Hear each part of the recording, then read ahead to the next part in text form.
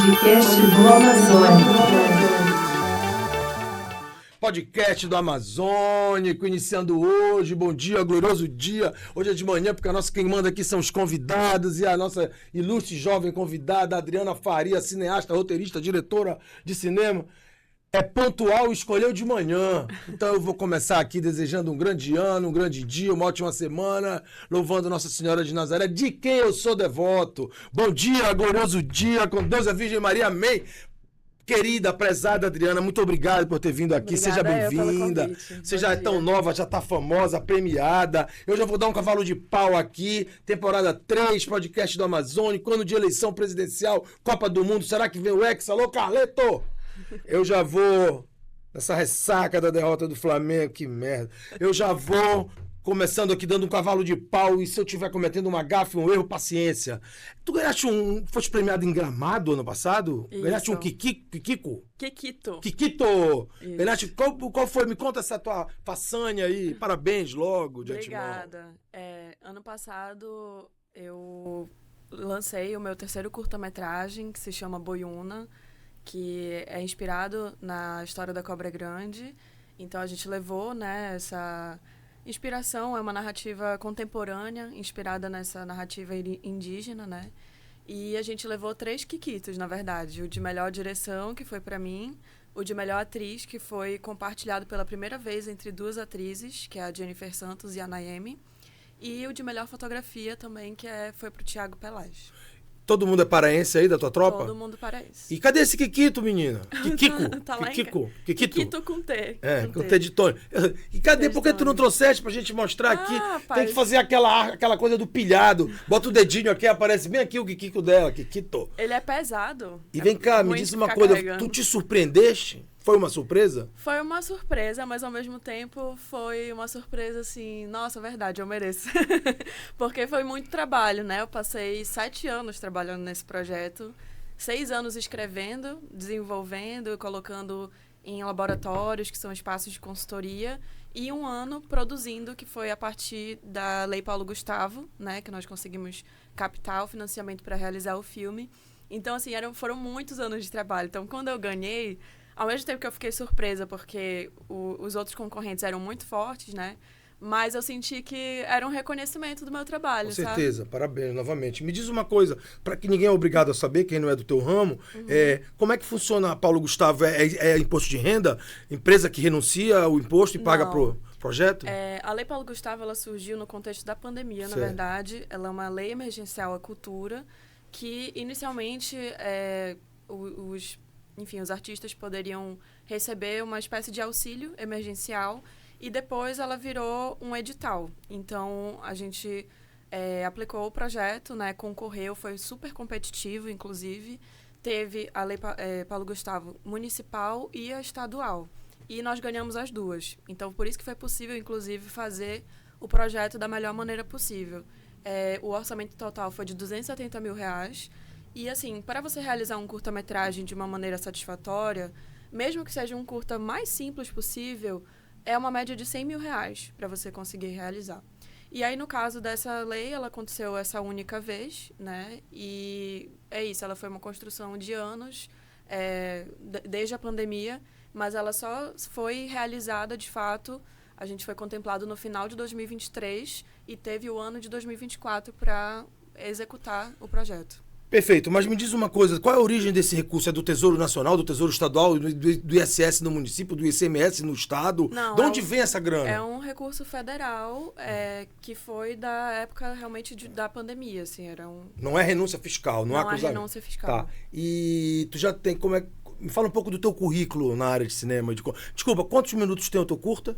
O Boiúna tem 20 minutos. E quanto tu gravaste para extrair 20 minutos líquido ali? Olha, foram 5 diárias e meia.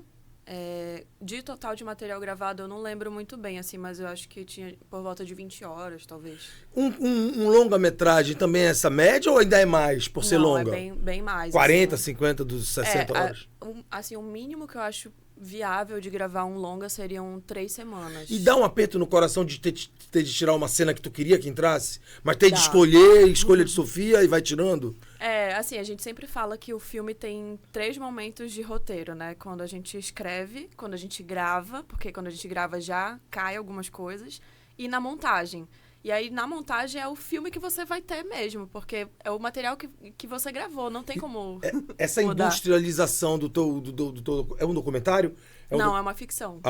É um curta de ficção, né? Ficção, Mas isso. tu és documentarista também? Eu já fiz, eu escrevo séries documentais para televisão, e o meu primeiro curta foi um documentário que eu realizei em Cuba. E quais são os documentários que a gente vê o teu nome lá nos caracteres na televisão? O principal é a série Sabores da Floresta, que está sendo exibida no Globoplay, passou no GNT e também no Canal Futura, que é sobre ingredientes amazônicos. Aí é o chefe Thiago Castanho, que vai atrás dos produtores e dos distribuidores nos mercados. Cada episódio é um ingrediente e a gente fica conhecendo mais sobre a origem desses ingredientes amazônicos. E a tua paixão é ficção mesmo? Eu gosto dos dois. Assim, a ficção ela é mais difícil de produzir, né? Muitas vezes é mais cara também, então tem essa questão da captação, né? Que é mais difícil. Mas eu acho que a ficção tem essa possibilidade do inventar, né? Do criar, Certo. de criar E imaginários. adaptar também, né? Adaptar também. Roteiros adaptados, né? Sim. E Eduardo Coutinho é uma referência pra ti? Claro, com certeza. João Moreira Salles? Também, mas assim, um pouco menos. E quem mais, fora o Eduardo Coutinho e João Moreira Salles? Na verdade, assim, eu tenho muitas referências. Cabra Marcado para Morrer, tu assististe? Adoro, Clássico, sim. E vem cá, tem um viés purista de documentaristas de que o documentário raiz é aquele que é feito em tempo real do fato acontecendo. E depois se documenta. Tu compartilha dessa... Ou é muito romântico, é muito raro, ou é mais difícil ainda de produzir algo que está acontecendo ali em tempo real? Eu acho que depende muito, assim, do qual é o seu objetivo com o filme, onde ele vai passar, que audiência você quer alcançar, né? Então, por exemplo, séries de televisão. Nem tem, acho que, como, assim, sabe, ser tão purista, porque você precisa fazer uma pesquisa prévia, você precisa saber quais são as pautas que vão ser perguntadas para aquelas pessoas. Agora, é diferente, por exemplo, num documentário mais autoral, eu acho que você tem espaço para mais experimentação, para fazer mais cinema direto, que é isso que você está falando. Então, por exemplo, no documentário que eu fiz em Cuba, que é um curta-metragem também, chama Ari e Joe. E eu fui para lá estudar documentário, um curso de iniciação documental na Escola de Cinema e Televisão de Cuba, que é, inclusive, uma das mais famosas no mundo. E o filme é eu aprendendo espanhol com uma garotinha de 9 anos, no povoado em que ela mora. Então, assim, eu tinha planejado algumas coisas que eu queria filmar com ela, mas o documentário, você precisa estar aberto e flexível para o improviso. E isso aconteceu muito. Chamados fatores externos. Isso, e ela era uma criança, então ela me levou para conhecer partes do povoado que eu nem tinha visitado, né? E que entraram no filme e que fizeram toda a diferença. E até mesmo a entrevista que eu fiz com ela foi uma única entrevista, numa única sentada, assim que a gente fala, né? E tiveram coisas que ela falou que eu nem sabia da história de vida dela e tudo. Então, eu acho que quando você vai fazer algo mais autoral, você tem essa liberdade maior de uma experimentação da linguagem, né? De ter essa verdade, né? Porque também a verdade é muito relativa. Mas aí, dependendo do que você se propõe, né? Para que canal você quer passar, ou para festival de cinema... Qual é o seu objetivo com o filme? Eu acho que também a linguagem está bem ligada com isso, assim, sabe? Maravilha. E vem cá, tu és uma pioneira aqui em Belém? Já tinha te vindo algum Kikito pra cá? Já tinha vindo, mas fazia 14 anos que não vinha. Mas alguma coisa da Dira, assim, já famosa, consagrada e tal? Foi um filme da Jorane Castro. Aquela mulher choradeira, sei lá o quê, não sei o quê? Eu acho que foi Choradeiras. E também teve um do Luiz Arnaldo, que se eu não me engano, ele é de Tucuruí. Também ganhou melhor trilha sonora. E tem grana no meio ou só o troféu e o reconhecimento? Então, eu não sabia que tinha, mas teve um prêmio financeiro. Graças a Deus, porque ele chegou numa hora ótima, assim. Sempre chega, né? E aí teve, sim. Eu Que não bacana. sabia que tinha. E tu vais pra Gramado esse ano de novo? Vai ter alguma coisa tua lá? Olha, acredito que não, porque eu ainda não tô com nenhuma outra obra produzida nesse momento. Assim, sempre que a gente termina uma obra, né, quase como se tivesse parido um filho, assim, então tem todo um tempo de recuperação, assim, até existencial. Tu és mãe? Não. Ainda não ou não? Não sei se eu quero ser mãe, mas aí agora eu tô num momento de desenvolvimento de novos projetos. Ficção? Longa, curta? Tem curta, tem longa, tem ficção, tem documentário. E abriu, com certeza, te abriram portas esse teu prêmio, né? Porque a pessoa passa a ser notada. Aquela menina daquele filme, né? E aí, já pintou alguma coisa legal? Tu já conheceu algum dos teus ídolos vivos, assim? Algum dos teus gurus? Já. Quem são as tuas influências aqui no Brasil? Olha, Kleber Mendonça. o Kleber, com certeza, é uma influência. Eu gosto muito do trabalho da Laís Bodansky, da Beatriz Sainer, da Maia Darim. Tu é da panela feminista, só as primas, é? Não, eu tenho trabalhos de homens que eu gosto também. O próprio Kleber, né? O próprio Kleber, Guto Parente, do Ceará. Tem aquele cara que é um bambambam do Braulio, não sei o quê, que é um roteirista que todo mundo Braulio quer. Mantovani. E Mantovani, eu ia chutar, mas esse mesmo. Ele é foda, esse cara, né? Ele é importante. Porque os filmes da panelinha, a conspiração, tudo, ele tá lá, né? Isso, E é uma panela, né? É uma panela. E tu é de esquerda também, igual essa galera? Sou. Tu é Lula, Sou. Wagner Moura, PSOL, Freixo, essa é a tua turma. É isso aí, democracia é isso, né? Olha, e como é que funciona essa coisa ideológica aí? Vocês olham com nojinho pra cara da galera, aquele como é o nome, o Zé Teófilo, né? Que é o pernambucano também. Bom pra caramba aquele cara, hein? Só que ele é pupilo do Olavo de Carvalho. Vocês devem ter cara de nojinho pra eles e tal, né? Assim, eu acho que as pessoas... Enfim, a gente vive numa democracia e as pessoas têm direito, né? De serem o que quiserem, assim... Contanto que haja respeito, né, ao outro, ao que o outro pensa. Eu acho, assim, que o cinema, de toda maneira, é político. Porque nós somos seres políticos, né? O que a gente fala, o jeito que a gente se veste, como a gente se comunica com as pessoas, tudo é político. Então, é impossível a arte não ser política também, na minha opinião. Tá, e as tuas referências externas começam com quem e passam por onde? Quem é que faz a tua cabeça? Como cineasta? Martin Scorsese, Quentin Tarantino e por aí vai. Olha, eu gosto muito da Lucrécia Martel. Lá vem um time de mulher de novo. Mas é porque eu acho Não, vai fundo, é o que tu queres, mano. É porque a Lucrécia Martel é uma cineasta argentina, né? E os filmes dela falam muito sobre temas cotidianos, de relações familiares. Então, eu gosto muito disso. Eu acho que uma outra referência também é o Apichatpong, que é um cineasta tailandês. Tem o Wong Kar-wai também, que são cineastas que experimentam mais com a linguagem. O Apichatpong, ele tem uma questão de misturar o fantástico com o real também, que eu acho muito interessante. Quem mais? Tem a Elisa Hitman, que é uma norte-americana.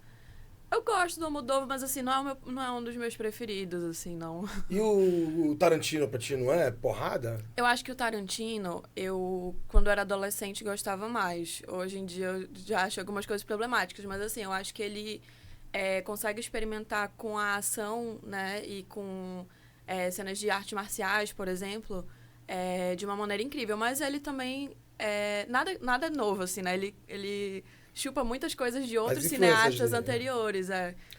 Adriana, me diz uma coisa, uma pessoa aficionada como você por cinema, quando não tá fazendo nada, vê 3, 4 filmes no dia. Tu é assim também? É o dia inteiro maratonando? Olha... Pulando de galho, trancada no quarto, pipoca e vamos que vamos? Mais ou menos, porque toda vez que eu tô vendo o filme é como se eu estivesse trabalhando. Na verdade, qualquer coisa audiovisual eu meio que tô trabalhando, porque eu sempre fico pensando como é que foi feita a cena, como é que foi gravado. Eu sempre tenho uma voz na minha cabeça que fica falando o tempo todo, assim. Então, eu gosto muito de ir no cinema. Eu gosto de ver filme mais indo no cinema, até porque a gente assiste o filme como o diretor Na mesma cadeira, sempre? Geralmente sim, que é bem no meio, porque tem a questão do... Terceira fileira, cadeira da... Não, geralmente ali na G. Olha aí, tá vendo? Porque tem a questão do som, né? Que no cinema a gente assiste o som 5.1, então você sentar bem no meio é onde é a melhor localização para você ter o som da melhor maneira. Mas assim, aqui em Belém a gente tem um sério problema com salas de cinema. Só se agrava, né? Só se agrava, porque a maioria das salas são comerciais, então os filmes independentes geralmente não chegam, né, nessas salas comerciais, e geralmente tem algum problema de projeção ou de som. Então, por exemplo, outro dia eu fui num shopping aqui e... Fala logo o nome, detona logo. E o som tava super abafado. Aí eu já fico assim, nossa, uma linha de som Já que tá contamina desligada. até o teu humor, né? Totalmente, eu fico já Às estressada. vezes tu chega a te retirar Já cheguei a me retirar. e vai lá reclamar com a galera Vou da reclamar. técnica. Mas assim, não fazem nada porque o próprio projecionista não é culpa dele, né? Culpa da... Voltando pro teu curta premiado, sobre a Cobra Grande, quantas pessoas envolvidas diretamente no teu projeto? 60 pessoas. E no elenco? O elenco foram 7 E pessoas. tu que escolhe um por um? Eu que escolho. Quem é teu braço direito ou a tua braço direito? Fiel escudeiro, teu casca de Eu tenho barro. vários braços direitos. Vai ser injusto até falar de alguém, né? Depende do, né, do setor, mas na área de elenco, por exemplo, eu trabalhei com a preparação de elenco com a Isabela Catão, que é uma atriz manauara, que ela foi atriz do meu segundo curta, que é o Cabana. Tu já tem quantos? Tenho 3 curtas Como diretora. como diretora. E como roteirista, assistente de direção, hold, sei lá o que lá. Como roteirista, tenho acho que 5. Um foi a direção do Fernando Segtovic. Foi assim, o primeiro que eu escrevi como roteirista, que chama Canção do Amor Perfeito. E tem um outro que ele é um curta musical, que chama Mandinga, que é de uma artista daqui chamada Raidol. E me diz uma coisa, assim, se tu tiver 70 anos, com um corpo legal e a cabeça boa, tu te vê trabalhando? Me vejo trabalhando. E tu olhado pra trás assim, 40, 50 anos de luta, qual que tu gostaria que fosse hoje, em condições normais de temperatura e pressão? Como tu quer te enxergar como uma cineasta que, eu realizei o que eu queria, foda-se se eu ganhei ou não ganhei, parará, mas assim, tu quer ser uma diretora de ficção, de longas metragens e ter o teu filme lá no Oscar, igual essa turma aí agora? Olha, eu não tenho a pretensão de estar no Oscar. Eu acho que eu gostaria de passar por festivais internacionais, como Berlinale, Cannes, mas assim... Veneza, mas muito mais pela troca que é possível ter nesses lugares com outros realizadores e porque esses espaços influenciam muito para você ter um alcance maior com o seu filme. Então, mas assim, o que eu gostaria, eu acho... Não, essa pergunta é difícil de me visualizar adoro na perguntas frente, difíceis. de frente para trás, né? Mas assim, eu gostaria de contribuir para a identidade cultural do nosso estado e eu gostaria de me conectar com as pessoas através dos filmes. Eu gostaria que eles fossem assistidos. Tu estiver morando fora de Belém ou passando temporada e voltando sempre? Ou a tendência é sair fora? Olha, quando eu era mais nova, as pessoas sempre me falavam que eu tinha que ir para São Paulo, Rio de Janeiro, porque as oportunidades estavam lá. E realmente há uma concentração de renda muito grande, principalmente na cultura, né, nesses lugares. Mas eu gosto muito de morar em Belém há uns anos, assim, já. Eu acho que quando eu era adolescente eu tinha essa vontade de ir embora. Mas hoje eu gosto muito de morar aqui. Mas eu tenho vontade de estudar fora, de passar uma temporada. Mas acho que até, assim, pela questão de amigos e familiares. E também da rede de pessoas que eu estou construindo o cinema junto aqui, né? Maravilha. Tu falaste aí da questão estadual. Como é que tu enxerga a política de fomento da cultura em âmbito local, seja municipal ou estadual? Aí na esteira, depois, se tu lembrares, fala logo do que tu visualiza, assim, se há uma luz no fim do túnel chamada Olímpia para o cinema autoral, para os independentes. Uhum. Aqui a gente ainda tem uma política pública bem escassa, assim, né? Porque a gente não tem... Primeiro que uma lei voltada para a cultura especificamente, a gente tem a Lei CMA, mas ela funciona muito semelhante ao esquema da Lei Rouanet, né? Que é qual? É uma isenção fiscal. Só que isso acaba deixando a escolha dos projetos selecionados muito na mão dos patrocinadores. Então, por exemplo, para o audiovisual, apesar de estar contemplado nas categorias que podem, né, aplicar e tudo, é mais difícil porque a gente não tem a positivação da marca, que é, por exemplo, você patrocinar um festival gastronômico, um festival de música. A marca está em todos os lugares, no copo, no leque, no telão, né? Então, tem muita visibilidade para a marca. Um filme é um pouco mais difícil porque você vai colocar no cartaz, vai colocar no próprio filme, nos créditos iniciais, vai ter ali na rede social. Então, as marcas geralmente não querem patrocinar filmes, né? E tem essa questão também que são marcas que, no caso da CMA, que é a estadual, que tem a isenção a partir do ICMS. Então, isso, assim, dificulta um pouco, né? E fora que A Rouanet, por exemplo, tem uma burocracia bem grande de prestação de contas. Então, para pequenos produtores, e principalmente para pessoas que não têm tanto contato assim, com o funcionamento dos editais no geral, é um pouco difícil de adentrar assim, por essas duas vias. E aí, assim, o Estado do Pará não tem uma lei do audiovisual. Ou melhor, ele tem, só que há muito tempo que é a Lei Milton Mendonça, ela já foi sancionada pelo governador, mas ela não foi regulamentada.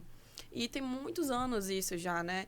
Aí a gente acaba se comparando com outros estados, por exemplo. Por que Pernambuco está no Oscar agora? Porque existe uma lei estadual de cultura Tem e uma polo lei de do cinema lá? Sim, é um dos maiores do país hoje em dia. É Pernambuco, Bahia, Ceará. Ceará, por exemplo, produz muitos longas por ano, né? A gente tem pouquíssimos longas na história do Pará. Aquele polo de Paulínia não foi pra frente lá em São Paulo? Ou tá ativo? Não desconheço, não sei sobre. Ah, então já era. Se tu não desconhece, depois dá um Google. Não sei. Polo de cinema de Paulínia, vê lá, acho que ficou no meio do caminho. E Adriana, e municipalmente, Tó Teixeira, nada, é tudo é muito limitado também o acesso? É muito limitado o recurso. E tu tens uma solução para separar essa atividade de patrocínio e apoio da questão mais gastronômica, mais, que você falou, festival de música, da área de cinema propriamente dito? Como resolver isso? Uhum. O que acontece? A gente acaba dependendo muito do recurso federal, né? Então, principalmente as grandes produtoras, assim, né? Que em comparação com as empresas sudestinas, nós ainda temos produtoras de médio porte. Mas a gente acaba captando pela Ancine, que é a agência que regulamenta o cinema nacional, né? E aí, esse dinheiro sai do Fundo Setorial do Audiovisual, que vem do Fundo de Cultura. Então, só que a gente está concorrendo com essas outras empresas que, primeiro, possuem muito mais anos de atuação, né? E, segundo, que existe um esquema de níveis que você tem na Ancine e essas produtoras acabam pontuando mais dentro da Ancine do que as nossas. Então, acaba sendo um pouco injusta a competição, né?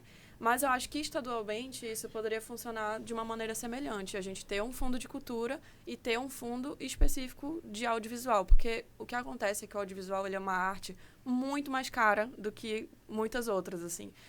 Porque envolve muito mais pessoas, são equipamentos muito caros, é muito mais tempo para fazer.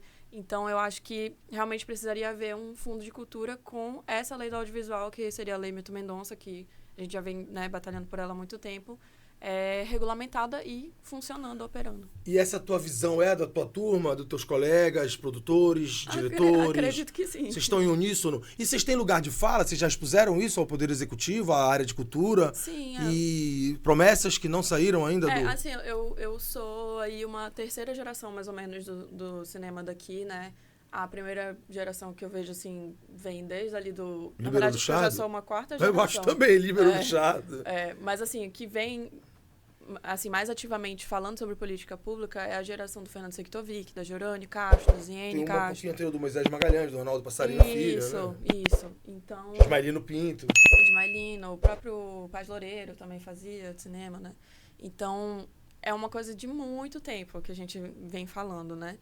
E aí agora, o que eu acho que a gente está tendo uma abertura um pouco maior é porque tem os conselhos estaduais de cultura e municipal de cultura. Então, acaba tendo um certo representante que consegue falar mais diretamente conosco, né? E aí a gente consegue reivindicar certas coisas, mas é isso, existe uma morosidade, né, dentro desse sistema que dificulta, porque a gente vai falar uma coisa agora que só vai resolvida, se for resolvida, daqui a muitos anos, porque eu acho assim que a cultura, especialmente o audiovisual, ainda não é uma prioridade para o governo. Ainda não entenderam o quanto o audiovisual pode ser, por exemplo, um soft power, sabe? Uhum. Que é o que acontece na Coreia, nos Estados Unidos há muitos anos. Mas em Brasília é um puta soft power essa turma aí. A tua turma, eu quero dizer que eu não sou bolsonarista, não. Bolsonaro, pra mim, é um nacionalista bocal. Eu sou de direita raiz, direita democrática. Olha,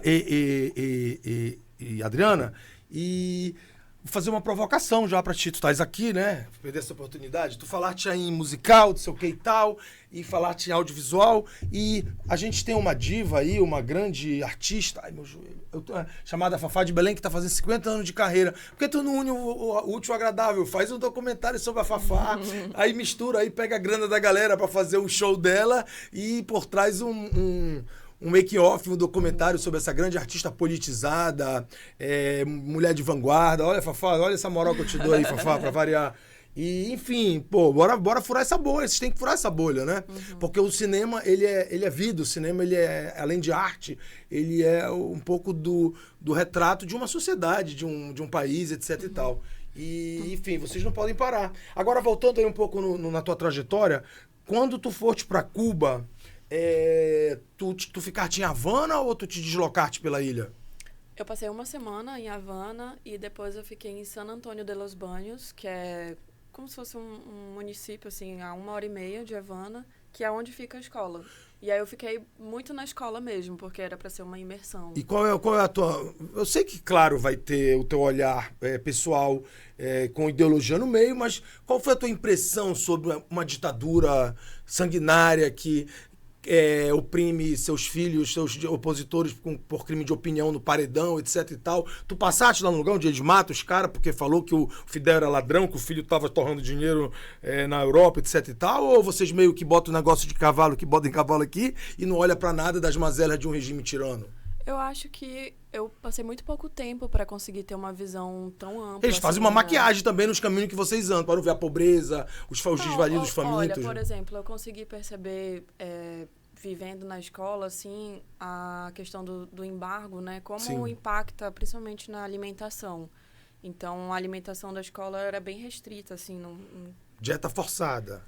Não era bem uma dieta forçada, mas assim, eu senti falta de ter alguns nutrientes, sabe? De ter mais variedade de alimentos. O próprio acesso à internet também era bem difícil de ter. Então, assim, eu acho que eu passei pouquíssimo tempo para ter uma visão tão ampla desse lugar. Agora, o povo cubano é um povo muito acolhedor. Sim, como o brasileiro, né? É um pouco semelhante, assim, no termo das relações, assim. Então... as pessoas com quem eu pude conviver foram pessoas maravilhosas. Os próprios médicos cubanos que vinham, que eram doces de criatura.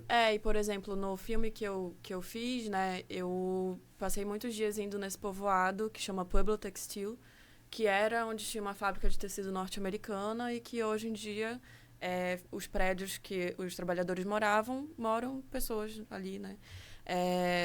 E assim, eu pude perceber, por exemplo, que existe uma falta de recursos, mas que as crianças são, por exemplo, muito mais livres do que hoje em dia aqui no Brasil, que elas brincam na rua, elas têm aquela... Eu senti, assim, uma coisa que mais me impactou, eu acho que foi a passagem do tempo lá. Como o tempo passa diferente, assim. É como se a gente voltasse para uma época analógica, sabe? Em que... Lúdica, onde as crianças têm aquela liberdade de brincar na rua, sem estar a mãe ali por perto, pouco acesso ao celular na época que eu fui, não sei como é que tá agora. Que ano foi? 2019, antes da pandemia, inclusive. Então, é isso, assim, eu acho que eu não tenho como te responder, assim. Beleza. Em Havana, eu também acho que andei por uma parte muito turística. Varadeiro, a praia. Eu fui em Varadeiro, mas passei só um dia. E Havana, eu fiquei em Havana Vieja, né? Então, você vê, assim, uma certa dualidade de prédios antigos suntuosos, com casarões abandonados, mas é uma coisa que, por exemplo, aqui na Cidade Velha a gente tem, assim, inclusive achei semelhante. Mas é isso, assim, essa foi a minha visão desse pouquíssimo tempo que eu passei por lá. Deu vontade de voltar? Com certeza. E morar? Também, mas por um tempo reduzido, porque essa questão da alimentação realmente pesa. Me pegou sendo uma paraense que gosta de maniva. Come muito, adoro as nossas comidas daqui, então quando eu tava lá esse um mês eu senti bastante, assim.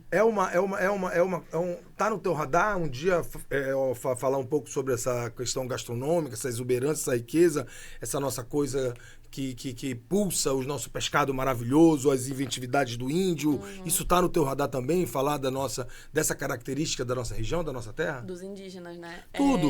Eu escrevi, criei e sou roteirista de uma série, né? Os Sabores da Floresta. Então, já perpassei um pouco por Pô, isso. que ela acabou de falar. Eu também escrevi um reality gastronômico que acho que está no YouTube, que também era essa coisa de uma competição culinária, tudo. Eu acho super legal. Trabalharia, assim, de novo com esse tema. Gosto. Pô, então, até porque agora tá bombando, né? Tu fizeste alguma coisa específica na COP? Não fiz na COP. Porque eu estava trabalhando em outro projeto que estava me Eu requisitando descobri muito. que o músico brasileiro desses daí, que é pagode sertanejo, que eles trabalham muito na época do carnaval, por motivos óbvios, né? Da galera do samba, do pagode e tal, e que eles tiram férias a partir de março, uma galera. Vocês têm, tipo assim, depois de Gramado, tu deu agora chega, vou tirar um sabáticozinho, vou dar um time e tal? Ou não, já tinha trabalho em setembro pra valer? Não, já tinha trabalho. E assim, também, eu continuei com a distribuição do curta, né? Então, a gente passou por outros festivais. Eu fiz muitas viagens ano passado, realmente indo nos festivais, indo em algumas comunidades, né? E esse trabalho vai continuar esse ano. Eu tirei umas férias no fim do ano, justamente porque foi bem cansativo, assim, esse percurso, né? Do filme e trabalhando em outras coisas, porque... o curta, eu, por exemplo, recebi muito pouco do dinheiro captado, né? E eu fui a última a receber, eu sempre sou a última pessoa a receber. E, então, assim, eu só consigo um dinheiro para mim, para minha produtora, muito no fim, que é nesse momento da distribuição, quando a gente vai para os festivais, às vezes tem taxas de exibição, ou quando tem premiação, às vezes tem premiação em dinheiro. E aí é nesse momento que o recurso volta para mim. Mas muitas vezes eu reinvisto no filme. Até porque, por exemplo, para participar de festivais internacionais, são taxas em dólar, em euro, e é muito caro, né? Tipo, $70, 70, 80 euros. E aí acaba que esse dinheiro também eu reinvisto no filme. Como é que é a tua formação acadêmica, formal? Tu és línguas, etc. Tu foste para Cuba já falando um espanholzinho e tal. Me fala um pouco da tua formação acadêmica. Eu sou formada em comunicação social, em publicidade, pelo CESUPA. Não fiz pós-graduação. Estou pensando em fazer um mestrado agora. Aí eu falo inglês e francês. E quando eu fui para Cuba, eu não falava espanhol. Inclusive, o filme é isso, a garotinha me ensinando a falar espanhol. Eu falava assim um portunhol. E hoje em dia eu também Já te vira. permaneço no portunhol, mas sei um pouco mais. O portunhol graduado já. Aí agora eu quero realmente estudar espanhol Maravilha. até para aprender a escrever, porque a gente tem essa conexão latino-americana, né? Que é possível também participar de projetos, de festivais, consultorias aqui na Latinoamérica. E qual foi o teu momento eureka ali, aquela virada de chave que tu falaste, porra, é isso, pai, mãe, vocês vão trabalhar com cinema? Quem foi que o estalo, o eureka, assim, não tem volta? Olha, essa história de não ter volta eu não sei não, porque... Até porque mestrado é uma coisa mais ligada à questão acadêmica, sala de aula, né? Tu queres ser professora? Então, eu acho que o momento eureka, assim, talvez tenha sido... quando o Fernando Segtovic foi na minha graduação dar uma palestra sobre um curso que ia ter na época na Clarté, que era a produtora dele, que hoje em dia tem a Clarté e a Maraú. A Maraú é mais de cinema, a Clarté é mais de publicidade. Ele foi divulgar um curso que ia ter de roteiro. Eu tinha acabado de fazer um curso de roteiro e tinha gostado. E aí eu falei, bom, vou fazer esse curso. E aí eu fui, fiz o curso, adorei. E adorei eles ali, né, a turma do Fernando. E aí eu pensei, poxa, eu queria estagiar com eles aqui. E aí passou um tempinho, eles me chamaram para estagiar com a ideia que eu tinha desenvolvido no curso. E aí a gente aplicou num edital da Ancine e ganhamos o edital. Então foi assim que eu virei roteirista. E aí eu acho que esse momento pode ser considerado um momento eureka, porque foi quando eu realmente comecei a atuar como roteirista remunerada. Mas assim, eu não faço... Eu já fiz várias coisas, já fui assistente de direção, eu faço também, que é uma coisa que as pessoas não sabem, porque eu não divulgo, coordenação de pós-produção de séries, eu faço pesquisa... Só uma pausa. Explica pra quem não sabe o que é uma coordenação de pós-produção de séries. Tá, porque assim... É pra te vender teu peixe, fala que a pessoa não sabe. Mas é porque eu faço isso muito na surdina, assim, porque eu não quero ser conhecida por isso. Mas, assim, para as pessoas entenderem, né?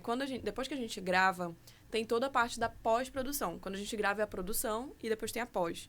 A pós é o quê? É quando a gente vai editar, a gente vai colorizar, porque as imagens vêm como se elas estivessem meio que dessaturadas, né? Então, tem todo o processo de colorização, tem o processo de finalização de som. E, assim, as pessoas não têm ideia do quanto é criado na pós-produção. E aí tem toda a parte de gráficos, por exemplo, se você tiver motion graphics, os próprios créditos, tituleira, criação de cartaz, criação de peças de divulgação, distribuição, tudo isso faz parte da pós-produção. Então, olhar publicitário valendo também aí nessa fase, né? Tem bastante. E, assim, a coordenação, eu sinto que você tem que ter uma certa comunicação organizacional, porque você tem que... No meu caso, eu lidava com os canais de televisão, então eu faço essa mediação entre a produtora, né, os editores, o canal, a empresa que está fazendo a finalização de som. Então, eu coordenava mais ou menos uma média de umas 20 a 30 pessoas, dependendo do projeto. E assim como na pré-produção e na produção, você tem um coordenador de produção, que ele também dá conta de todos os processos logísticos. Barra pesado o trabalho, né? Uma gerência... a de pós você até consegue fazer de maneira remota, por Tem exemplo. uns perfis meio carrascos nessa função, né? Que você adora pagar de bandão. Mas eu acho, assim, baixo astral. Eu também, claro, sempre é. Mas é isso, tu estavas falando da questão acadêmica, né? Como eu sou formada em publicidade, essa uma das razões para eu ter ido para Cuba, inclusive. Porque muito do que eu aprendi foi lendo livros, coisas que o Fernando me ensinava, e vendo vídeos no YouTube. Então, eu comecei, que eu te falei agora desse momento Eureka, isso foi em 2017, mais ou menos. E eu era estagiária desde 2015. Então, eu sentia falta de uma formação no cinema. Por isso que eu escolhi ir para Cuba, pesquisei muito, guardei dinheiro, fui para Cuba. E aí, de vez em quando, eu me sinto um pouco burra, assim. É bom, e aí eu volto a querer estudar. Então, o mestrado é muito mais uma vontade de me aprofundar e estudar novos temas, do que necessariamente ser professora. Porém, eu acho que, de alguma maneira, eu também preciso devolver tudo que eu aprendi ao longo desse tempo. E eu gosto, assim, de compartilhar com as pessoas. Então, acho que ser professora é legal também. Não, porque eu acho que tudo é uma questão de sincronia e de uma construção. Tá me faltando aqui a palavra que eu tô ficando velho. Eu quero dizer o seguinte, tipo assim, quando faz um polo de cinema, quando tem prêmio, edital, não sei o quê, vai criando um virtuosismo naquilo ali, uma cadeia produtiva, e que são peças de um mesmo tabuleiro, né? Então, para você capacita, pra pessoa desenvolver as aptidões, conhecer, por exemplo, tu joga nas 11, né? Tu quer ser não sei se o ator... Quem é o camisa 10? É o cineasta ou é o galã? Sempre vai ter essa briga do Fellini. É muito difícil encontrar um Fellini e um Mastroianni, uma parceria, um De Niro e um Scorsese, né? Agora, olha só, voltando aqui para a tua formação, o cinema clássico, quem são as tuas referências no cinema clássico? Já falaste a tua preferência contemporânea, as diretoras, turma jovem, etc., espalhada pelo mundo. Mas o cinema tem uma origem que todo mundo vai lá beber nela. O Hitchcock, é o Orson Welles, é o Fellini, é não sei quem, é o Visconde. Quem fez a tua cabeça dos formas desse cinema do século XX aí? Eu gosto bastante do Hitchcock. Eu acho que ele foi, assim... gênio. Fora da curva, né? Completamente fora então, da curva. Então tu gosta de Agatha assim. Christie também, né? Dos livros da Agatha Christie. Gosto, mas assim, acho que li mais quando era adolescente, assim. Não é? Eu acho interessante, sabe? Mas... Suspense. Eu gosto, mas talvez não seja algo que eu busque fazer, assim, sabe? Mas é mais uma admiração, realmente, pelo que a pessoa conseguiu construir naquela época, assim, sabe? Maravilha. Hitchcock, mais... Cinema italiano, cinema francês, cinema americano. A galera ali do Novelle Vague também, né? Acho interessante. O Antonioni, Visconti, né? Quem mais no Novelle Vague? O próprio Godard. François Truffaut, né? O Godard também, né? Godard. Cabeça. A galera, cinema cabeça. Muito Líbero Luchardo, das antigas, né? Eu amo a Agnes Varda também. Tu chegaste aí no cinema 3, que era dos 3 era o pequenininho? Não, fui sim, quando eu era muito criança. Pequenininho. Passava filme de arte aí também, porque deve ser teu amigo, deve ser um dos teus... O Marco Antônio Moreira, né? Esses caras são cinéfilos. Não é meu amigo, mas a gente se conhece. É uma referência, né? A gente se conhece. Maravilha. Adriana, me conta mais aí, o que é que tu espera do cinema brasileiro? O que é que tu acha desse momento? O que é que tu acha já viste o Agente Secreto? Já. E Agente Secreto ou Ainda Estou Aqui? Acho que não é uma escolha de um ou outro. Não é uma escolha de Sofia? Não. Os dois? Os dois. Acho que eles são filmes muito diferentes. Fernanda assim. Torres ou Wagner Moura? Também não tem como escolher. Para com isso. Tá política, tá em cima do muro. Porque eu adoro os dois, assim. Tá. Mas assim, entre... Com um revólver na cabeça. Ou um ou outro? Com revólver na cabeça, os atores? É. Ai, que difícil isso. Mas eu acho que a Fernanda. Ah, porque ela é tragicômica, ela faz qualquer coisa, né? Eu acho ela incrível, assim. O Wagner Moura já fez alguma comédia, alguma coisa? Ele tem alguma coisa cômica nele ou não? Tem o próprio Saneamento Básico, né? Que ele fez com a Fernanda, que é uma comédia. Pode crer, isso aí filme. eu já tô... Tu já viste uns 2.000 filmes, mais de 1.000 fácil, né? Acredito que sim. Nunca paraste pra contar? Não. Ainda não paraste pra contar? Não. Tá, e hoje, qual é o teu grande sonho? Meu grande sonho? Hoje. Ontem foi outro, amanhã provavelmente vai ser outro. Hoje, qual é o teu grande sonho? Aquilo que te move hoje, o que é, assim, o tesão que eu tenho que ir atrás disso. A vibe agora é essa. No momento, eu tô... Meu grande sonho é conseguir pagar minhas contas com dignidade. Todos nós. Mas eu acho que eu gostaria de um dia realizar um longa-metragem. Eu tô começando a escrever. Ficção. Pode ser de documentário também, mas eu tô escrevendo um de ficção, assim, muito no início. Dá pra dar um spoilerzinho e tal? Não dá. Mas qual é a área do cinema? É romance, é suspense, policial, máfia? Não, infantil? Qual é o gênero? É o gênero? Como drama. É o gênero. Drama. Um drama. É um drama. É Belém como cenário? É dentro do Pará. Tá, e não me sei diz ainda uma se coisa, Belém. me corrige se eu estiver falando besteira, mas eu vou continuar com a mesma opção, mesmo pensando merda. No problem. Cara, eu acho o Mosqueiro mais um dos nossos paraísos degradados, com o asterisco de que é sui generis pela força das águas, e que geram até onda, até surf em água doce, e pelo passado, o povoamento, vou chamar de colonização, mas o povoamento foi os ingleses que da época aura da Belle Époque vieram para cá, e eles tinham o hábito, os concessionários dos serviços públicos, de energia, de bonde, de não sei o quê, e eles tinham por hábito de berço da civilização, um dos berços da civilização ocidental, curtir os fins de semana. Quando chegava no sábado, how about our weekend? Eles não tinham o que fazer em Belém, então eles descobriram lá no mapa, porra do Mosqueiro, e mandaram vir lá das empresas da Inglaterra os ferros lá dos chalés e montaram e virou o balneário deles. Assim o Mosqueiro foi povoado pela civilização. Eu te pergunto, cara, não dava pra fazer um polo de cinema no Mosqueiro ali pra fazer muita coisa de época, ou um cenário amazônico e tal, porque, se pegar... meu irmão, é muito rica a história dessa fase da Belle Époque. E eu acho que o Mosqueiro parece que cada dia mais abandonado. Será que o cinema não poderia ajudar ali a fazer alguma coisa, a movimentar aquilo, pra desenvolver um pouco de autoestima da turma que fica lá, residente fixo, e explorar essa nossa riqueza da nossa colônia, do povoamento mesmo do século XIX e XX de Belém. Eu fico muito triste de ver o Mosqueiro do jeito que está, e sempre olho com esse olhar de que, desde uma matéria que eu fiz sobre o chalé, que eu descobri a sonda dos ingleses, que, porra, precisa de alguma coisa, uma chacoalhada. Tu vê o Mosqueiro como um cenário, um set, uma locação para cinema nos teus projetos? Esse curta que eu te falei que chama Canção do Amor Perfeito, uma parte dele a gente gravou em Mosqueiro. O Fernando acabou de fazer um curta-metragem também que chama Praia Grande, que é sobre a Praia Grande lá em Mosqueiro, né, que tá sofrendo com a erosão e tudo, que tá também, assim, bem abandonada pelo poder público. Eu acho, assim, que cada vez mais a gente precisa não só contar as histórias dos lugares aqui do Pará, mas se envolver com a comunidade que já habita nesse lugar, né? Porque eles também são fazedores de cultura, eles conhecem muito mais do lugar do que nós que estamos vindo de Belém, né? Então, eu acho que, assim, se fosse produzir algo lá, seria muito nessa conversa com as pessoas que moram lá para entender quais são as demandas que eles têm, sabe? Então, por exemplo, nesse caso da Praia Grande,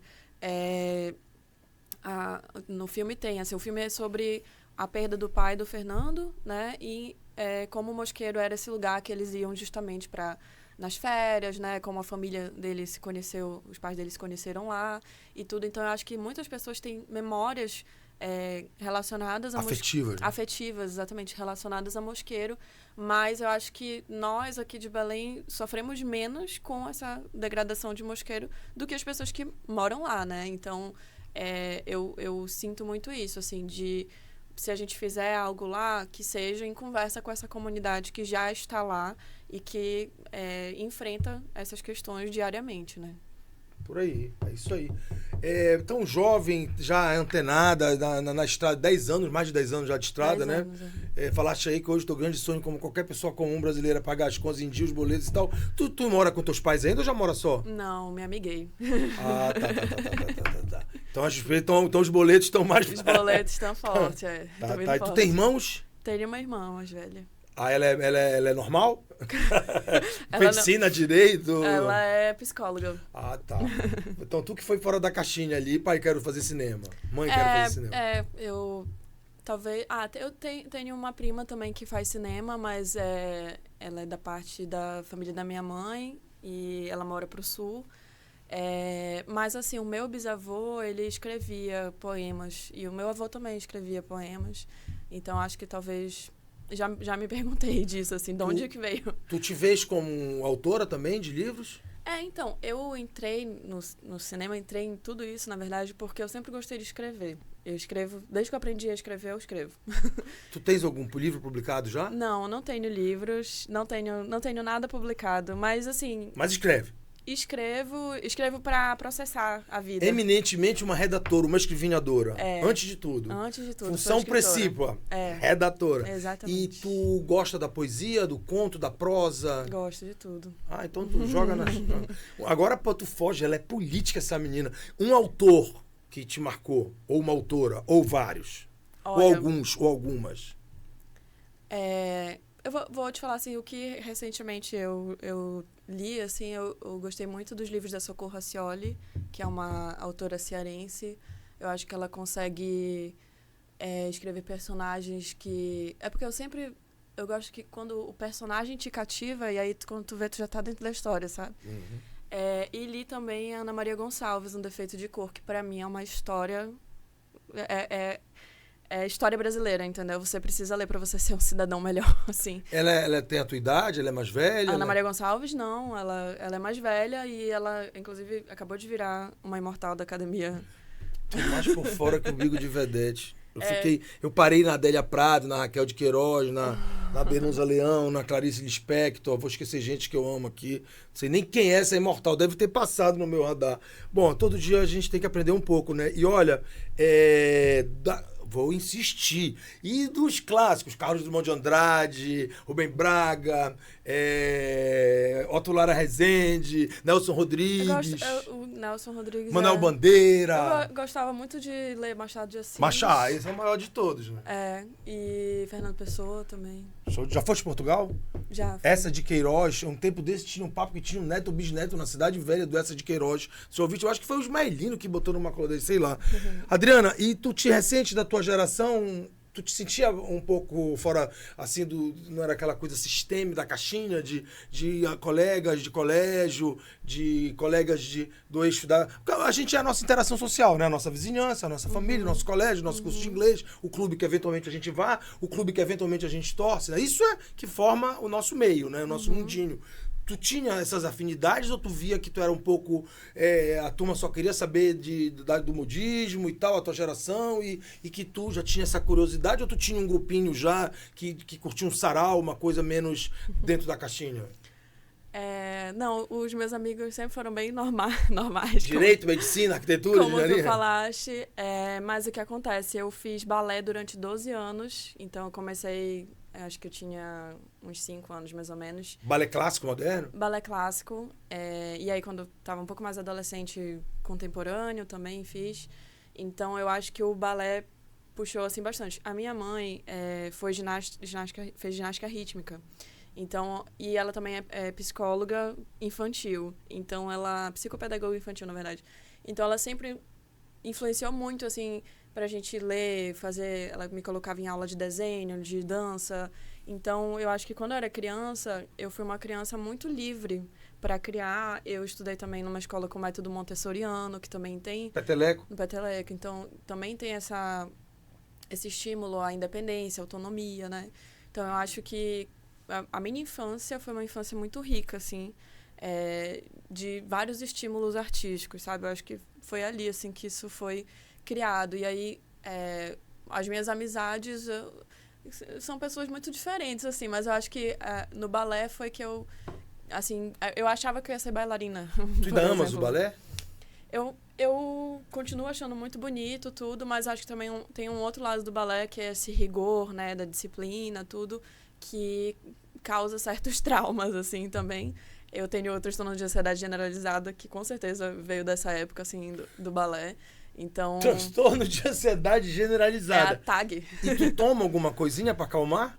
Eu tomo só pra dormir, melatonina. Agora eu imagino tu montando esse teu filme e participando dessas premiações, tu não dormia, né? Eu tenho bastante problema de insônia. Ou então tu desmaiava, né? Apaga burro. Não, eu durmo super pouco. Tenho problema pra Mas dormir. não tem olheira, né? Não? Pele tá Vem até boa, sem maquiagem. olha a juventude, hein? Juventude. Maravilha. E tá bom, agora é o seguinte, eu quero que tu me conte, eu sei que tu já fizeste isso 500 vezes, mas eu acho importante, pra quem não sabe, ninguém é obrigado a saber, que tá te conhecendo agora, como a gente e tal, eu quero que tu me conte um pouquinho, uma sinopse desse teu prêmio, desse teu filme, desse teu curta. Me dá um spoiler aí, deixa a gente curioso, mas fala um pouco sobre esse teu filho aí que tu pariste, já que tá te dando tanto orgulho.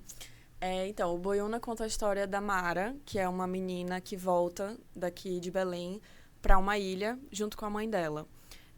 E quando ela chega nessa ilha, começa a acontecer umas coisas estranhas com ela, umas coisas meio misteriosas, e ela vai entendendo que tem uma situação social ali que acontece com as meninas desse lugar. Então, é uma história que ela perpassa, né, como eu falei, pela narrativa indígena da Cobra Grande, mas também traz temas sociais que acontecem no nosso estado, que eu acho que são relevantes de serem debatidos, né? E a questão dos prêmios, né, dos festivais, muitas pessoas não entendem, já querem assistir o filme, né? Muita gente fala, ai, cadê? Tá no YouTube. Mas, assim, o filme, ele precisa de um certo período que ele passa pelos festivais, justamente para ele conseguir esse alcance maior, essa visibilidade maior, né? E aí depois a gente faz o que a gente chama de licenciamento.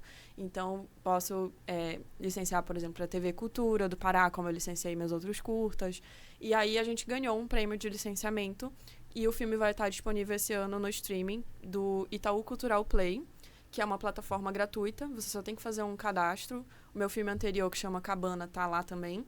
E também tem várias obras curtas e longas-metragens do cinema brasileiro que muitas vezes a gente não consegue ter acesso, né? Mas essa plataforma tá fazendo essa curadoria, né? De trazer obras de outras regiões e democratizar um pouco mais esse acesso. Então, a partir de outubro, o Boiúna vai estar disponível por lá. E também esse ano eu vou continuar fazendo exibições. As exibições, geralmente, eu faço ou no Sesc ou no Cine Líbero Luchardo, que são espaços em que o curta-metragem consegue ter, né, esse acesso. Sesc Doca? O Sesc ali da Boulevard Castilhos França, que é onde tem aquela casa restaurada lá. Isso, que lá tem um cinema, eu acho que são 66 lugares, e no Líbero Luchardo também, acho que são 98 lugares. O que tu espera do Olímpia agora, lindo por fora? Como é que vai ser? Você já tem ideia de como é que vão preencher, quem vai ser curador, diretor, o que quais vão ser as prioridades? Vocês já sabem muito bem como é que vai funcionar essa nova política? Eu não tô sabendo como é que vai ser. Mas tá bonita a frente já, pelo menos, né? Tá ficando bonito, mas assim, além de ser bonito, o que eu acho mais importante é a qualidade do som e da projeção, como eu te falei. Mas vocês devem estar atentos, né? Eu espero que sim, que seja, porque assim, antes, né, o Olímpia era um data show. E assim, pra quem não sabe, existe uma diferença muito grande da qualidade da imagem de um data show para um projetor de cinema, né? Então, eu espero que seja possível ter um projetor de qualidade e também o som, porque o som faz toda a diferença para você ter a experiência, né, do cinema mesmo. E o Líbero Luchardo, por exemplo, ele foi recentemente reformado, né? Teve uma troca das poltronas e tudo, e eles têm um projetor muito bom, o sistema de som tá bem calibrado. Ele é um teatro, né? Ele é tipo o Margarida de Zapa, não? O Líbero Luchardo? Ele tem uma característica semelhante, que ele tem a inclinação e ele tem, assim, as laterais de madeira também, que são bons para abafar o som e tudo. Mas o Boiúna foi convidado para a abertura do Olímpia, para ser exibido na abertura do Olímpia, mas acredito que essa abertura vai ser ainda ali, né, pessoas selecionadas para estarem presentes. Mas é isso. Hoje eu tô Eu só não posso exibir o filme online ainda porque eu tenho esse licenciamento, mas eu, inclusive, quero muito que o filme passe nas escolas, né? Eu cheguei a exibir o filme em algumas ilhas, mas eu quero tentar em algum edital essa distribuição, né, por todo o Pará. Eu gostaria... Esse é um dos sonhos, que o filme fosse exibido nos 144 municípios. Mas é muito difícil em razão dos deslocamentos, né? A gente sabe que a mobilidade na Amazônia custa caro, né? Então, precisaria realmente de um edital para conseguir. Não é só a mobilidade, é a logística como um todo. Toda a tudo, logística, né? E exato. tu sabes o que eu costumo chamar de paradoxo da pobreza? É que os nossos piores IDHs, lá no Marajó da Floresta, na região de Breves ali, São Sebastião da Boa Vista, Curralinho, Melgaço, etc. Tudo é mais caro. Uhum. O sujeito ainda tem um radinho de pilha, a pilha lá custa 3 vezes o preço em Belém. O café custa... Então, quer dizer, além de ser muito pobre, por conta da dificuldade de acesso, ainda é tudo mais caro. É muito triste isso. E Adriana, tu com esse teu olhar social, esse teu olhar regional, essa tua sensibilidade, tu enxergas o cinema também como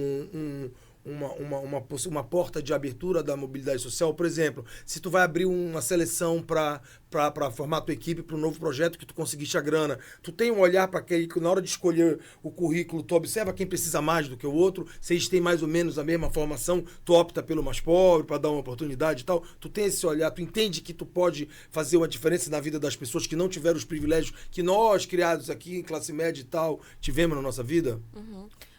Essa é uma coisa importante, assim. O Boiúna, por exemplo, ele foi um dos projetos destaque na Lei Paulo Gustavo, porque ele teve um dos maiores impactos socioculturais. Então, essa é uma questão que eu e a minha produtora executiva, que é a Tayana Pinheiro, a gente sempre observa, a gente sempre quer aplicar nos nossos projetos, que é a diversidade de raça, gênero e nível de experiência na área. Então, a gente sempre contrata os cabeças, que a gente chama, né, que são os chefes de departamento, pessoas mais experientes, e aí tenta sempre os assistentes chamar alguém do curso de cinema da UFPA, né, que eu acho que é importante falar isso. O curso de cinema da UFPA, ele tá fazendo agora, acho que 10 anos, e muitas pessoas têm acesso a uma mobilidade social a partir desse curso também, né, porque é a universidade pública, e as pessoas têm esse primeiro contato com o cinema. Então, eu sempre vou ao UFPA exibir os filmes, conversar com os alunos. Inclusive, o meu estagiário agora é um aluno da UFPA, que é o Roge. Então, eu acho muito importante nessa formação da equipe você não pode colocar todas as pessoas iniciantes, porque senão o set não anda, né? Você não consegue executar. Mas é importante, sim, você colocar pessoas que estão iniciando ou que estão ali num nível intermediário com pessoas mais experientes, até porque nada como a prática para a gente aprender, né? Então, essa é uma questão que a gente sempre aplica nos projetos. E também essa coisa de, por exemplo, não sou formada na UFPA, mas eu gosto muito de ir lá conversar com os alunos, porque na minha época eu não tive isso, sabe? Hoje em dia tem muito mais cursos de roteiro, cursos livres, né, que eu digo, cursos de roteiro. A literatura, por exemplo, da área, era muito mais em língua inglesa quando eu comecei. Hoje em dia a gente já tem certas traduções, né? Mas é isso, eu acho que é possível, né? Principalmente, assim, hoje em dia, não sou eu necessariamente que vou dar a oportunidade para alguém, mas eu posso, a partir do meu conhecimento, fazer essa pessoa conseguir, sabe, a oportunidade. A gente também tem debatido muito sobre essa questão de ir até os lugares, filmar, né? E como que é a relação com essa comunidade em que a gente está indo ali, porque, querendo ou não, como a gente vive numa área de floresta, se você está indo gravar em algum lugar, existem pessoas que estão ali já fazendo cultura. Então, de que maneira você consegue fazer, por exemplo, uma formação, uma oficina dentro dessa comunidade e fazer com que essas pessoas contem suas próprias histórias, sabe? Eu acho que esse é um caminho também para você dar oportunidade para as pessoas conseguirem elas mesmas produzir o que elas querem dizer, sabe? Maravilha. Olha, eu fico insistindo aqui, enchendo teu saco, questão dos clássicos, das referências e tudo mais. Glauber Rocha tem alguma importância no teu trabalho? É impossível não ter, né? Porque, assim, o cara também foi um visionário, tudo, já assistiu os filmes. Eu acho que ele tem uma importância no cinema brasileiro, né? De modo Tá, mas geral, escolhe, assim. sim, tudo bem, mas pra ti, assim, tu acha que ele é foda, que ele foi foda? Sim. E vem cá, eu costumo dizer que essa revolução que a gente vive cultural, tecnológica do smartphone, ela é exatamente o corolário do cinema novo hoje. Uma câmera na mão, uma ideia na cabeça. Porque o cara talentoso com uma porra dessa que ele faz um estrago, entendeu? faz. Então, o Glauber nunca imaginou, na genialidade dele, que o Vale do Silício, o mundo, iam proporcionar uma transformação tão grande, com tanto impacto no audiovisual, né? Porque hoje em dia qualquer um faz qualquer coisa com uma câmera na mão, com um telefone na mão, né? E vem cá, tu falaste aí da tua produtora, é Kaki o nome da tua produtora, é isso? Não, o Kaki é um selo de música daqui, que eles, inclusive, fizeram a trilha sonora do Boiuna. Como é que funciona a música na tua vida? Tu é uma apaixonada, tu foste bailarina, tu é uma apaixonada por música? Como é que tu és aquela que tu que escolhe a trilha, tu ouve as tuas referências, mas tu tem a palavra final? E qual que é a música pra ti na tua vida e no teu trabalho? Eu amo música, assim, eu escuto direto. Tudo que eu faço escutando música, assim. Quanto à trilha, assim como todas as outras áreas, eu gosto muito de conversar com os chefes de departamento, as pessoas responsáveis, e trocar sobre isso, né? Falar mais ou menos as coisas que eu pensei, mas eu gosto muito de deixar livre para as pessoas criarem também. Então, no caso do Boiuna, foi assim. Foi um processo bem colaborativo com os músicos, que é o Pratagi e o Reiner, que são músicos daqui também. E qual foi a outra pergunta que tu falou? A associação. Eu gosto de trabalhar a trilha sonora dessa maneira, assim, muito conectada também com a narrativa ali do filme, sabe? Por exemplo, o Cabana, que é o meu curto anterior, não tem trilha. Então, acho que depende do filme. Da pegada, né? Da proposta. Depende da proposta, do que o... Gênero, tudo isso funciona assim. o que o próprio filme pede, assim, sabe? Tá, é porque eu sou um apaixonado por lista e a gente acaba sendo anotar esquecendo coisa. Por exemplo, tem aí agora um romance que virou uma série, né? O Psica, do Grande de Proença, né? E tu já assististe o Psica? Já. Tu leste o livro? Não li o livro. E tu gostaste? É uma série, né? Uma série. Quantos capítulos? Eu acho que são 5, se eu não me engano. Qual a tua opinião? Tchan. Eu acho que é uma série problemática, porque não a série necessariamente em si, apesar de que eu, tecnicamente, não, na minha subjetividade, eu não gostei, assim. Mas eu acho que, como a gente não consegue ter o mesmo alcance que uma produção como essa tem, né?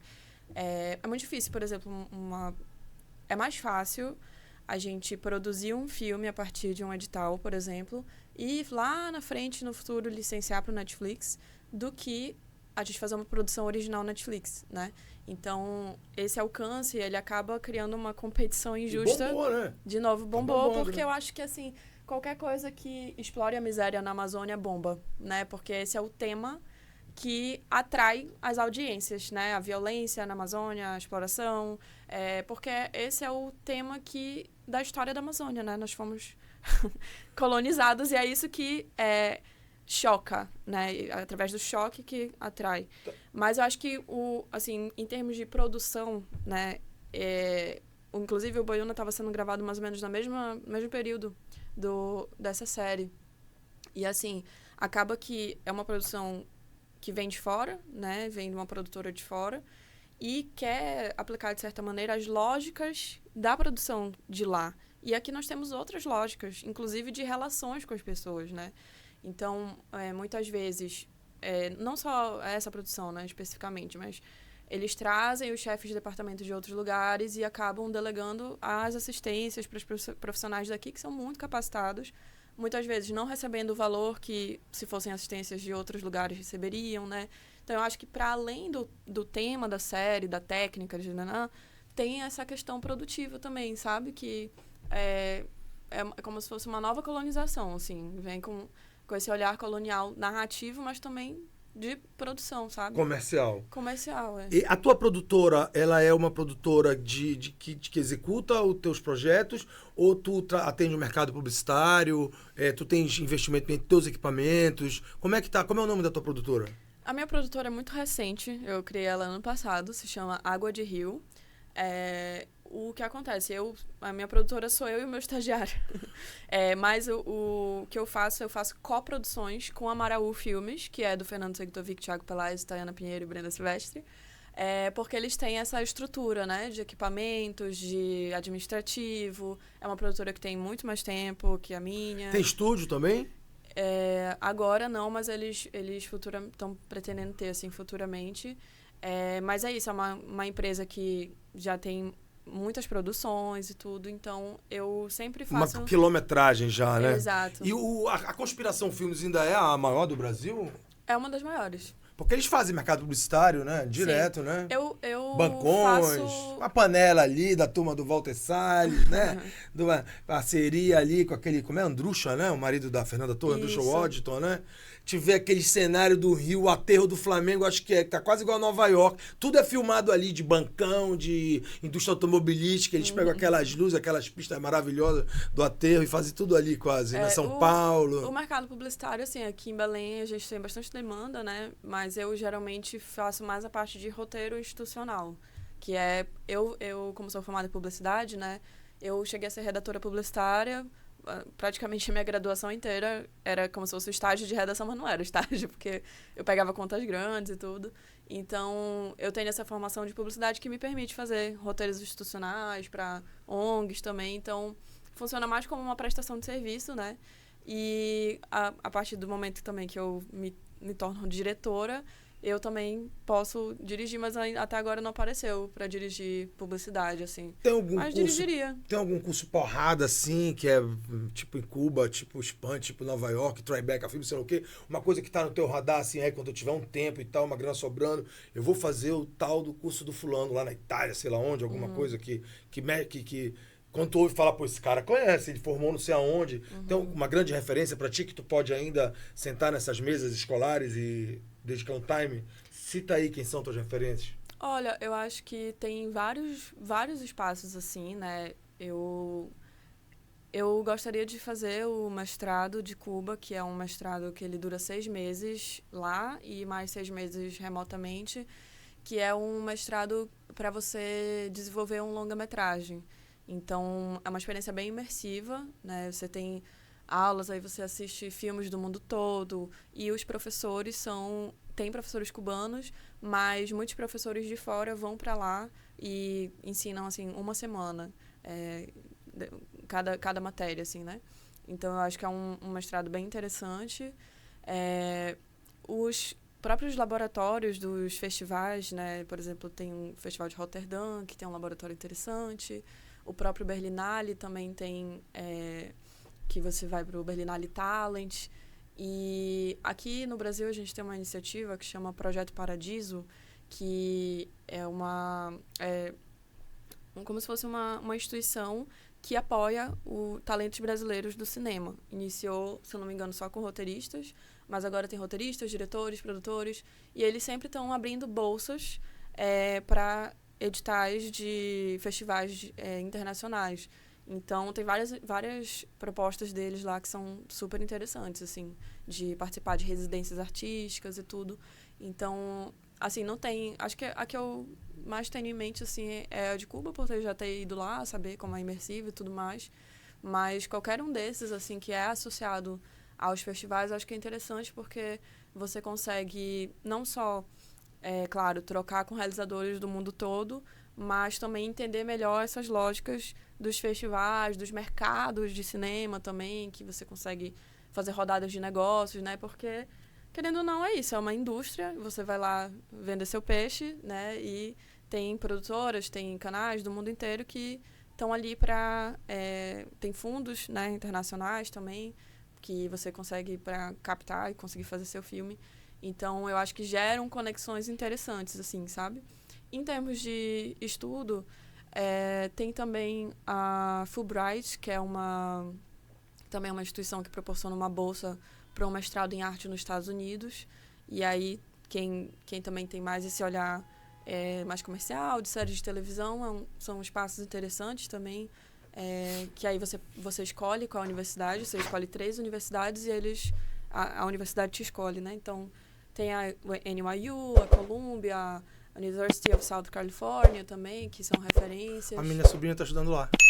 É muito boa essa Mas não é cinema, é universidade. tecnologia, que é economia, sei lá o quê. Tem, assim, no mundo inteiro tem muitos lugares incríveis.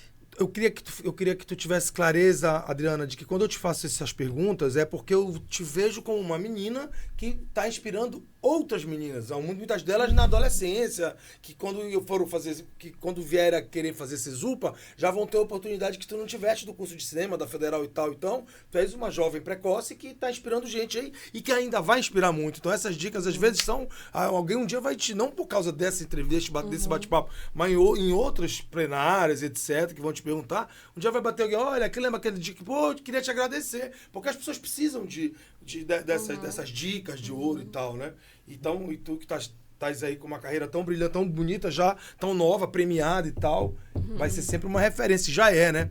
E olha, não que tu estudaste tecnicamente, mas me fala, pelo amor de Deus, aí, lembra aí um filme ou mais de um que, assim, tu viste 200 vezes porque tu chorava, tu te emocionava, tu riu. Qual foi um filme, assim, marcante, peso na tua vida? 5 filmes, sei lá, muito. Eu posso te falar de um muito recente, que eu, assim, pra mim já é um dos melhores filmes que eu já vi na minha vida.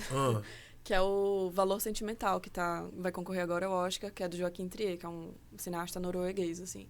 Esse é um filme... Obra-prima? Obra-prima. Eu fiquei 5 minutos parada, assim, nos créditos, porque... Nossa, é incrível. Tu consegue visualizar e te lembrar um filme que tu viste muitas vezes, não por técnica, pra ver cena, luz, câmera, e ver o trabalho de um diretor de fotografia ou de um câmera, sei lá o quê, mas um filme que, assim, tipo adolescente, na minha época dos Trapalhões, Superman, sei lá o quê, Goonies, De Volta para o Futuro, algum blockbuster, assim, alguma coisa que foi um soco da tua cara, que tu chorar, sei lá o quê, drama... Olha, eu acho que um filme que me impressionou muito, eu assisti muitas vezes, foi Moulin Rouge. E até hoje tu ainda consegue ter esse olhar ou não? Já ficou uma coisa de teenager? Eu acho que hoje em dia eu tenho um certo distanciamento, assim, mas eu consigo entender porque eu fiquei tão impressionada, assim, porque ele junta músicas pop dentro de um contexto ali musical. Tem a Nicole Kidman, né, que eu ficava, assim, maravilhada com ela, o próprio... Ethan, como é o nome dele? Esqueci agora. Mas eu acho que é um filme que ele é um espetáculo, assim, sabe? Figurino surrealista. Superprodução, tudo, né? uma superprodução, assim. Tipo um Titanic da vida, né? Na sua proposta. Isso. E vem cá, assim, tu tem, assim, fascínio por um puta câmera, um diretor de fotografia, o cara que transforma as mulheres em divas, aquela luz maravilhosa, aqueles takes. Tu vê a diferença se fosse um câmera qualquer, a mulher não sairia tão exuberante, a imagem. Por exemplo, Cassino, tu assististe? Já. O que aquele câmera fez com a Sharon Stone ali, meu, aquilo, ele devia ser apaixonado por ela, porque ela tá... os takes que ele tira dela ali são qualquer coisa de sensacionais ali e tal. Esses filmes são fodásticos. Tu tens alguma referência assim, de cara que quando tu vê que aquele diretor de fotografia, não, esse eu vou assistir por esse cara. Eu acho que eu sou mais ligada nos diretores, assim, do que...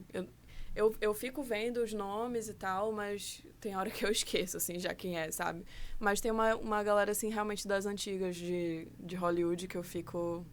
Tiro o chapéu. Só que eu acho que também tem isso, assim, porque, por exemplo, o Thiago Pelage, que é o meu diretor de fotografia, que é, enfim, é um dos donos da Maraú, ele é muito incrível, assim, tipo, tanto que não é à toa que ele ganhou lá a melhor fotografia em Gramado, ganhou também no Guarnicê. Só que tem a questão também dos equipamentos, né? Que, por exemplo... são muito caros os equipamentos. Então, esses grandes diretores de fotografia, obviamente, que têm todo o conhecimento técnico e tal, tudo, né? mas eles têm, por exemplo, gruas gigantes, trilhos gigantes, e aí isso também acaba criando uma certa limitação pra gente aqui, né? De como que a gente vai conseguir criar esse look, né, mais cinematográfico, assim, sem ter necessariamente um kit de lente incrível, esses equipamentos, né, que são muito, muito caros de ter. Pela tua origem no mercado publicitário, Fernando Meirelles é uma puta referência? Cidade de Deus é um filme, assim, que tem que tirar o chapéu, né? É uma obra-prima, né, Cidade de Deus? Eu acho que a gente tem que tirar, assim, o chapéu.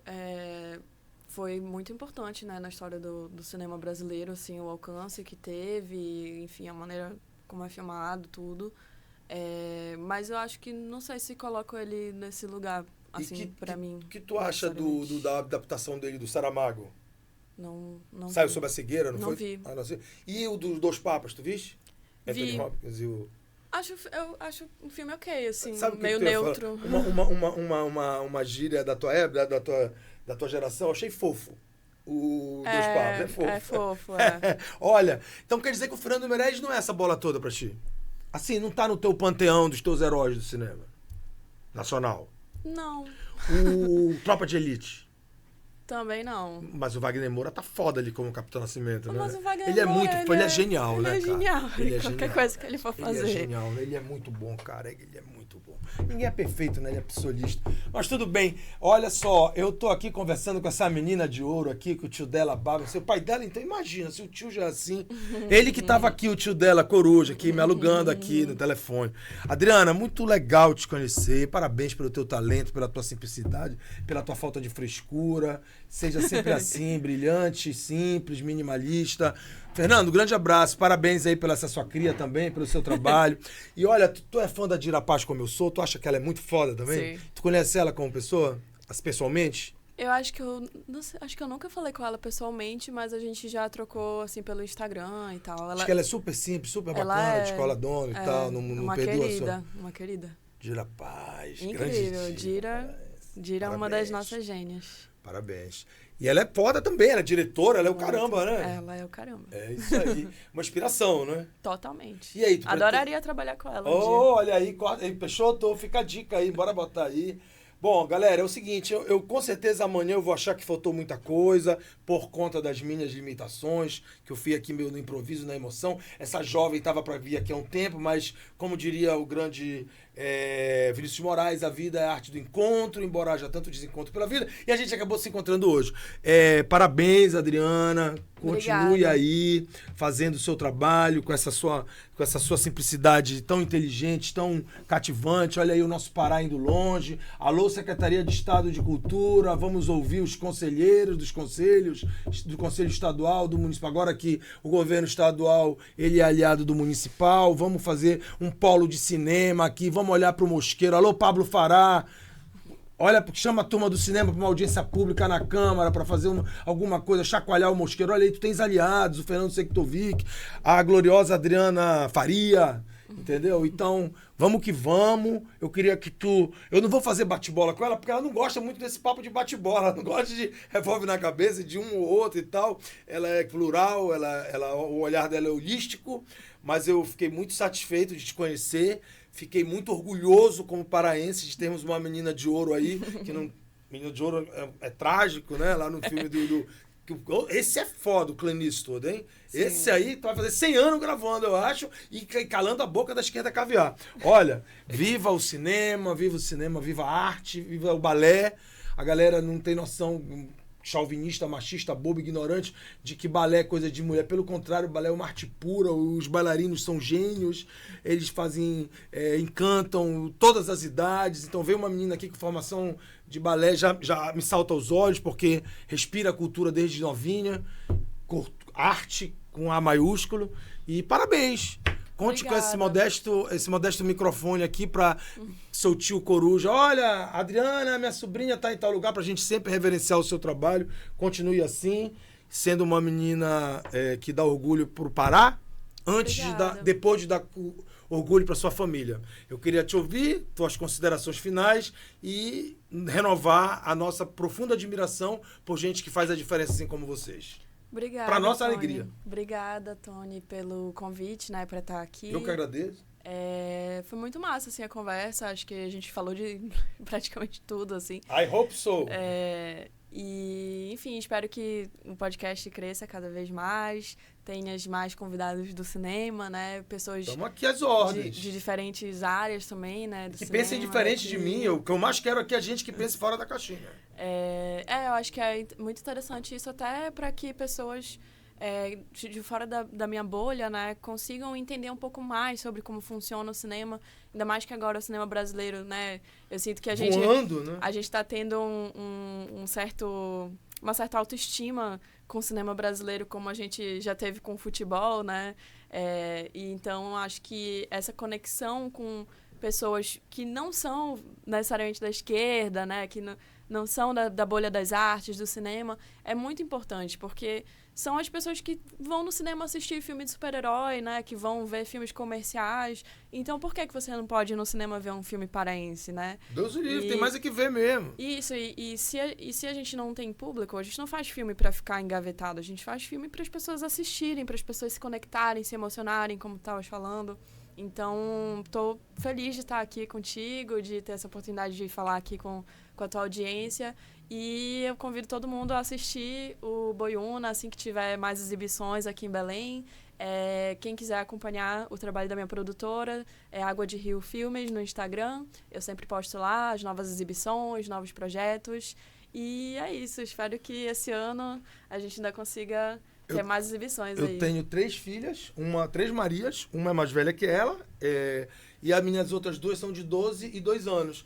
E eu quero que esse tipo de menina paraense, como a Dira, como a Fafá, como a Adriana e tantas outras que eu vou esquecer aqui, porque lista é uma merda, é uma injustiça, a gente perde, e que influenciem as minhas filhas, a de 32, a de 33, a de 12 e a de 2, porque o talento, ele tem aquela frase do Godard, eu não posso ouvir falar em cultura, falar no Godard, que eu puxo meu talão de cheques.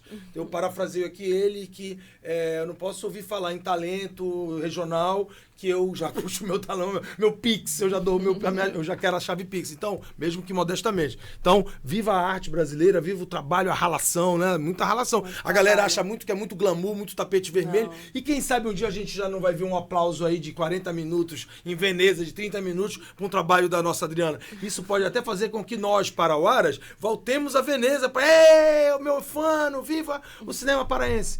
E independente de ideologia, eu acho que antes de tudo o debate tem de ser dialético, né, e democrático, né? A raiz tem que ser democrática, porque é assim que se fazem as grandes nações e as grandes democracias plenas. Eu estou muito satisfeito, muito mesmo, de ter uma pessoa tão especial, jovem, não são esses dinossauros que vêm aqui como eu, vovô, que eu já sou, e vamos começar essa nossa 3ª temporada com o pé direito, entrevistando essa brilhante jovem que levou o Pará para Gramado e foi notícia aí. Depois eu quero ver o clipping desse festival, para onde saiu em todos os jornalões e televisões, acaba as entrevistas, making off, tudo dessa jovem e da equipe dela. Valeu. Muito obrigado mesmo, Adriana. Obrigada. Modestamente estaremos sempre aqui torcendo e à sua disposição. Espero que um dia ela volte já consagrada. E que seja nos próximos 10 anos, porque eu não quero também estar tão velho.